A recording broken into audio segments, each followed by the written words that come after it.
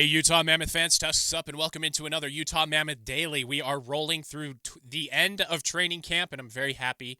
I'm going to be able to stop saying that very soon. And we've got a lot to cover. So we'll start with what the LA Kings said after the preseason game against the Mammoth, take a look at some key camp notes from days 16 and 17, and dive into the official NHL.com season preview. And then I'm going to finish it by trying to tie it all into a neat little bow for the big picture. So let's get into it. Sometimes you learn more from your team or about your team by listening to the opponent. After Utah's win against the Kings, several LA players were candid about what they saw. Drew Doughty, yes, that Drew Doughty, admitted the Mammoth are for real, his words, saying their speed and structure were noticeable. He praised how Utah defended the middle of the ice and didn't allow LA to generate much clean offense. That's respect from a cup winner who's seen it all. And Utah wasn't even at full health. So, missing Alexander Kerfoot, missing Logan Cooley. There were a few guys out. Even Tijigin didn't play, so imagine the Mammoth at full strength, huh? Adrian Kempe talked about Utah's forecheck, saying they pressured the Kings into mistakes and made it tough to transition cleanly. That's exactly the system Andre Turigny wants. And Quinton Byfield pointed out the crowd, saying the energy in the Delta Center gave the Mammoth a boost. Interesting that he said that. I would say the arena was about 70 to 75% full from what I could tell on the Mammoth Plus broadcast.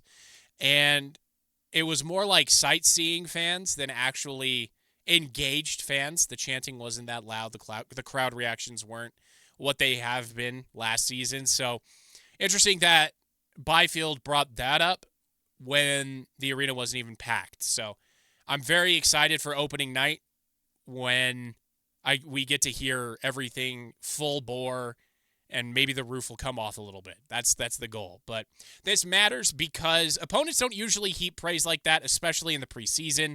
When veterans from a contender acknowledge your pace, your system, and your home atmosphere, it tells you Utah is no longer just a novelty act.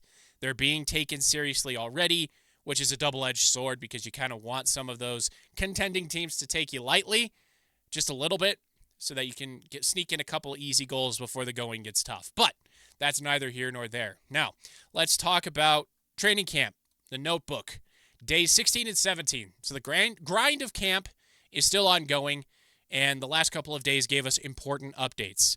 We saw Maverick Lamoureux continue to impress in camp. The huge defenseman has been physical and calm, showing signs he could step into NHL minutes sooner than expected. Coaches noted his ability to close gaps quickly, which is crucial in the NHL. Is he at the same level of Dmitry Simashev? I would say no, but it is nice that the Mammoth would have another option should they decide to go younger as the season wears on. On day 17, the spotlight was on the captain. It was on Kells and his leadership. Turigny praised how Keller has carried himself, calling him a model for the young core. Keller said he wants to set the tone by competing hard in practice every day, not just scoring in games or showing up in games or on game night.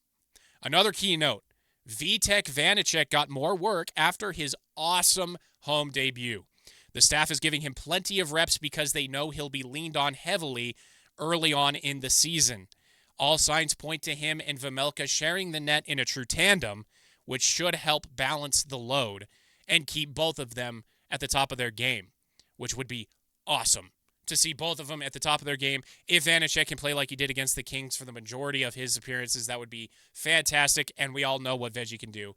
So that's very exciting. That was one of the big question marks for a lot of the season previews. And speaking of season previews, the NHL.com dropped their official season preview for the Mammoth, and the tone was clear. Utah is a team with potential, but still a lot of questions. They highlighted the big three of Keller, Gunther, and Cooley, saying that group gives Utah a legitimate offensive core to build around. The preview noted that Keller is coming off a career year. Gunther's consistency is the key to his next step, and Cooley could be the one who unlocks it all by becoming a true first-line center. And then you also sprinkle in J.J. Peterka, the continued improvement of Jack McBain, Nick Schmaltz having a career year because he's in a contract year. There's a lot of ingredients there for a very stellar offense. On the back end, the focus was on Mikhail Sergachev. Can he anchor as a number one? And can guys like, John Marino and Sean Dursey provide enough support by actually being on the ice? Goaltending was another major question mark. Vejmelka has shown he can be solid, but NHL.com asked if the tandem with Vanecek will be enough to get Utah through an 82-game grind. I think so. The projected range? Around the playoff bubble. NHL.com says Utah could push in if everything clicks, but they could also caution that the Central Division is too deep to give anybody freebies. The bottom line, respect has arrived, but proof is still required. And the Central Division is the best division in hockey, top to bottom. I don't think anybody can really debate that. So Utah's going to have to show up every single night and be ready to scrap and be ready to go. And I think they will be. I do. I'm very excited about this upcoming season. So the big picture. Let's tie this all together, or at least try to. When veterans come out of a game saying Utah is fast, structured, and tough to play against, that's respect. When the training camp notes highlight Keller's leadership and Lamoureux's emergence, that's growth and the added responsibility of the captain. And when NHL.com puts the Mammoth on the playoff bubble, that's national respect as well. So they just want the results, just like the fans do.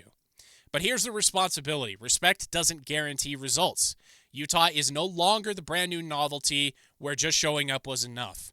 They're expected to compete, to win, and to prove those projections right, and to exceed them. I think Utah is a 100-point team, but things need to break their way in a couple of areas. That means Keller, Cooley, and Gunther have to drive the offense. That means Sergachev has to be a real number one defenseman. And that means the goalies have to hold up their end. It's not about being happy with progress anymore. It's about sustaining it. And as we head toward opening night, the message around the league is clear from all of the previews I've cited. Utah has arrived on the radar. Now it's time to see if they can stay there and cause problems for the big guys. And that's it for today's Utah Mammoth Daily. Opponents are starting to notice, the stars are starting to lead, and the young guys are pushing the veterans for minutes.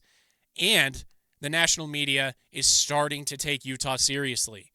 That's the big picture heading into the final days of camp. Thanks for watching, and I'll see you guys tomorrow. Tusks up.